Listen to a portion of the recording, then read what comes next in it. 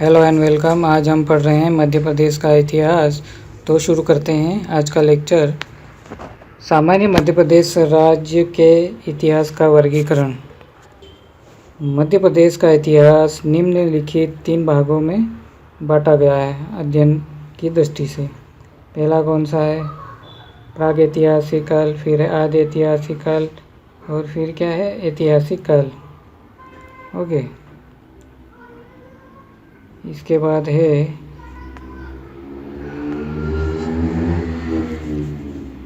है जो प्रागैतिहासिक काल है उसके अंतर्गत पाषाण काल आता है और पाषाण काल के निम्नलिखित 3 भाग है: पूरा पाषाण काल, मध्य पाषाण काल और नवपाषाण काल। ठीक है। इसी प्रकार आगे देखते हैं। आदि ऐतिहासिक काल में ताम्र पाषाण काल आता है, जिसका उदाहरण है सिंधु घाटी सभ्यता और वैदिक सभ्यता। इसके बाद आता है ऐतिहासिक काल, इसमें आता है लोह युग, है ना। ऐतिहासिक काल आगे चलकर 3 भागों में विभक्त होता है।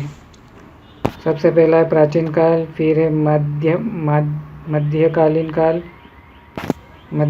काल और तीसरा है आधुनिक काल। प्राचीन काल में मुख्य जो बातें हैं वह है महाजनपद काल, मगध साम्राज्य आता है, मौर्य साम्राज्य आता है, गुप्त साम्राज्य आता है और हर्ष साम्राज्य आता है। ठीक है। मुख्य विषय यह है, मुख्य बिंदु यह है। इसके बाद है मध्यकालीन काल, इसमें आता है राजपूत काल, दिल्ली सल्तनत, मुगल काल, मराठा काल। और मराठा काल में आगे जाके विभक्त होता है होलकर और सिंधिया में। आधुनिक काल में मुख्य बिंदु है ब्रिटिश काल और 1857 की क्रांति। ठीक है, ये हो गया। इसके बाद आगे बढ़ते हैं।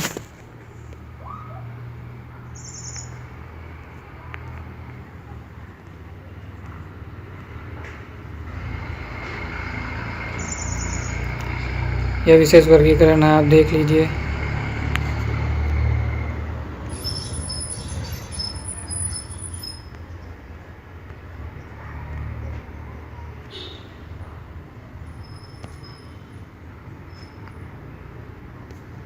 आगे बढ़ते हैं नेक्स्ट पॉइंट पे। ये प्रागैतिहासिक काल जिसे कहते हैं प्री हिस्ट्री कहते हैं। ठीक है। प्रागैतिहासिक काल यानी प्री हिस्ट्री मतलब जिस काल में कोई बातें लिखित ना हो, सिर्फ साक्ष्यों के आधार पे ही इतिहास लिखा गया हो, मतलब इतिहास को समझा गया हो, वह क्या है? प्रागैतिहासिक काल।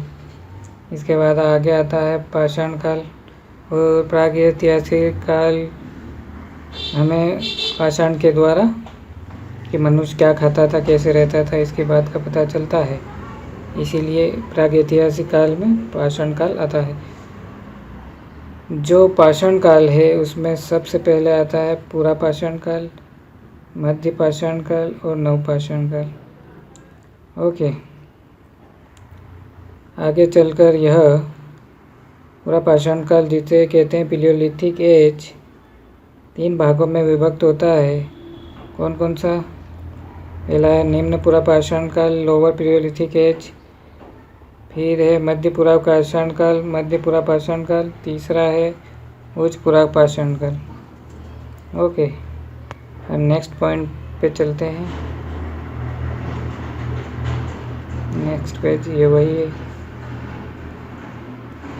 इसको एक बार समझ लेते हैं। पूरा पाषाण काल पिलियोलिथिक युग में आखेट यानी शिकार और खाद्य संग्रह था मानव। ठीक है।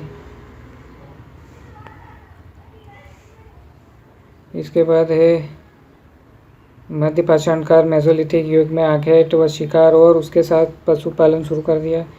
इसके बाद नवपाषाण काल युग में खाद्य उत्पादक मनुष्य मानव करने लगा। ओके। नेक्स्ट पेज पे चलते हैं।